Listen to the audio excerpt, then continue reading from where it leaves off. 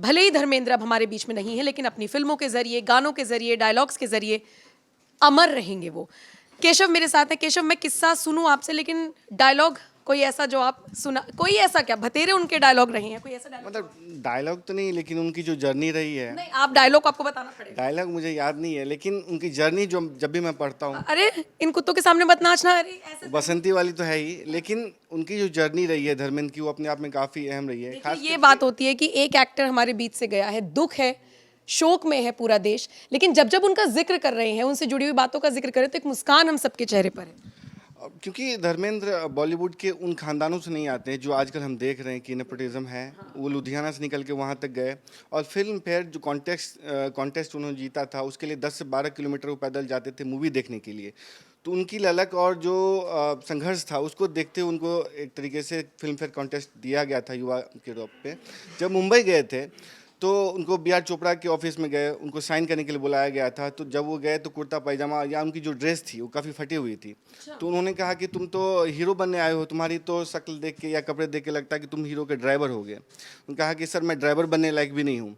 तो उस पर उनको 500 रुपये बी आर चोपड़ा ने उस समय 1960 में दिए थे, जो कि आज के लिहाज से काफ़ी ज़्यादा होते हैं। इम्प्रेस होकर के। और ये कहिए कि सबसे पता है उस 500 रुपये उन्होंने क्या खरीदा, वो बताता है कि वो कितना बड़ा एक्टर बनना चाहता था, कितने बड़े एक्टर थे और उनका लगाव क्या था। उन्होंने कुर्ता पैजामा और जूते चप्पल के अलावा एक आईना भी खरीदा था, उस 500 रुपये में बाकी बचा के रख लिए थे।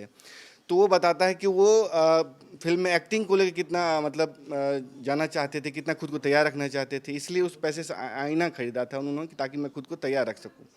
उस समय फिल्म में आपको फ़ोटो भी, आज भी फ़ोटोशूट का है, अपना पोर्टफोलियो बनवाना होता है, तो उसके लिए भी पैसे काफ़ी लगते थे। उस समय काफ़ी महंगा था, उनके पास पैसे नहीं थे।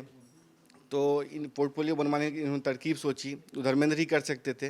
वो डेली मरीन ड्राइव पर जाते थे, नया नहा धो करके अपने उसी आईने में तैयार होकर जाते थे, और जो भी टूरिस्ट आते थे उनको कहते थे कि मेरी फ़ोटो खींच दो।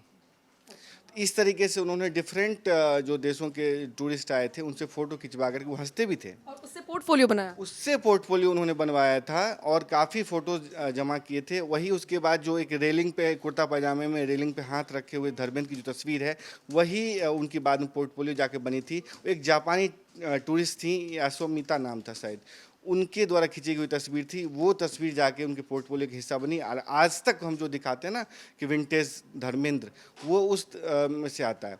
तो धर्मेंद्र उस दौर के कलाकार हैं जहाँ पे कि लुधियाना से मुंबई जाना कितना आसान हो, मतलब कितना मुश्किल था, पार्टीशन से जूझ रहे थे, फिर भी जाकर के उन्होंने संघर्ष किया और बॉलीवुड में नाम कमाया। उसके बाद वो ऐसे कलाकार थे जो सीरियस रोल भी कर सकते थे, कॉमेडी में भी उनका एक महत्वपूर्ण हैंडसम हंग तो थे। तो और जब राजेश खन्ना का दौर चल रहा था, तो राजेश खन्ना के दौर में अपनी संघर्ष बनाना, अपनी पैठ बनाना काफ़ी मुश्किल था। फिर भी उन्होंने अपनी पैठ बनाई और अपने फिल्म जो भी किए उन्होंने हिट दिया। यमला पगला दीवाना तक उन्होंने हिट दिया था।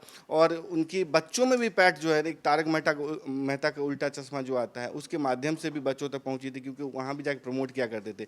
इतनी ज़्यादा उनकी सक्रियता थी, इतने ज़्यादा चाहते थे कि उनकी फिल्में चले।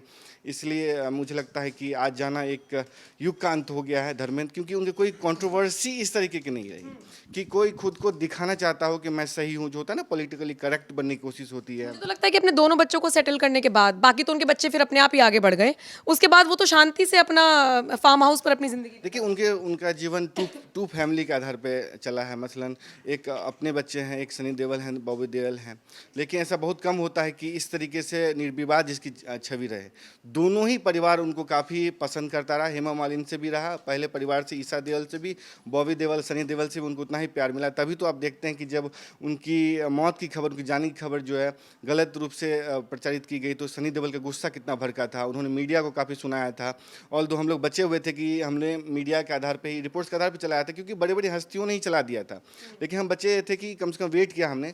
लेकिन आज हम उनको, हमारी यही श्रद्धांजलि होगी कि उनको जहाँ भी जाएं, भगवान अपने श्री चरणों में उनका स्थान दें, उनकी शांति मिले उनकी आत्मा को, और यही उनकी सच्ची श्रद्धांजलि होगी।